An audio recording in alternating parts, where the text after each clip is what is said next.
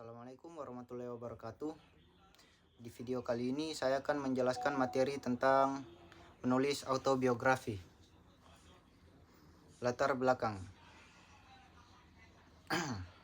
Autobiografi ditulis oleh penulis sebagai usaha untuk menceritakan perjalanan hidupnya mulai dari masa kecil hingga keadaan saat ini. Biasanya penulis ingin berbagi pengalaman hidup, termasuk kesulitan, keberhasilan, kegagalan, dan perubahan yang dialami. Adapun rumusan masalah untuk materi kali ini, yang pertama, apa yang dimaksud dengan autobiografi? Kemudian apa tujuan dan manfaat menulis autobiografi? Kemudian bagaimana langkah-langkah dalam menyusun autobiografi?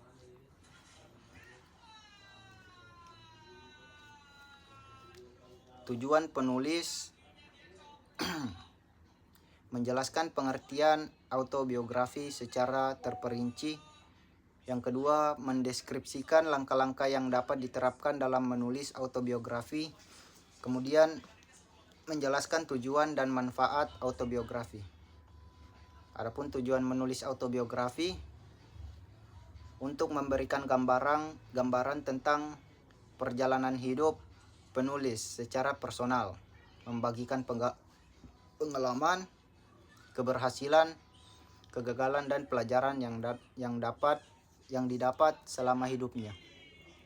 Kemudian manfaat autobiografi, keuntungan atau nilai positif yang diperoleh dari proses menulis dan memiliki sebuah kisah hidup yang ditulis oleh diri sendiri. Adapun langkah-langkah menulis autobiografi, yang pertama, membaca autobiografi tokoh terkenal untuk memahami gaya penulisan dan struktur. Yang kedua, melakukan brainstorming atau mengumpulkan ide-ide cerita dan pengalaman hidup yang ingin ditulis.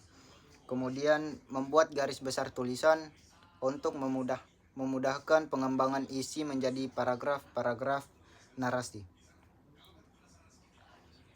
Faktor menulis autobiografi, yang pertama, kejujuran. Autobiografi harus menceritakan kisah hidup yang sebenarnya dan jujur. Kemudian yang kedua, struktur cerita harus dengan struktur yang jelas seperti kronologis atau tematik agar pembaca mudah mengikuti alur cerita. Kemudian yang terakhir, detail yang menarik seperti pengalaman hidup, tempat, waktu, dan perasaan. Adapun unsur-unsur menulis autobiografi, yang pertama, identitas diri. Autobiografi harus memuat data diri penulis seperti nama lengkap, tempat dan tanggal lahir, latar belakang, dan latar belakang keluarga. Yang kedua, ada keluarga, riwayat keluarga seperti asal-usul, pekerjaan orang tua, kondisi ekonomi, serta hubungan dengan anggota keluarga. Kemudian yang terakhir, pengalaman masa kecil. Adapun kesimpulan yang saya dapatkan atau saya ambil dari materi kali ini, menyimpulkan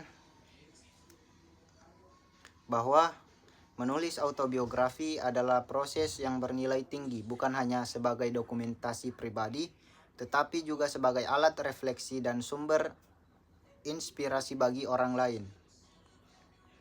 Ada juga saran untuk penulis autobiografi untuk memulai dengan membuat kerangka sederhana dan fokus pada momen-momen penting dalam hidup. Kemudian disarankan untuk membaca autobiografi lain sebagai referensi dan inspirasi. Sekian pemaparan materi tentang menulis autobiografi dari saya. Jika ada kesalahan mohon dimaafkan. Wabillahi taufiq wal hidayah. Wassalamualaikum warahmatullahi wabarakatuh.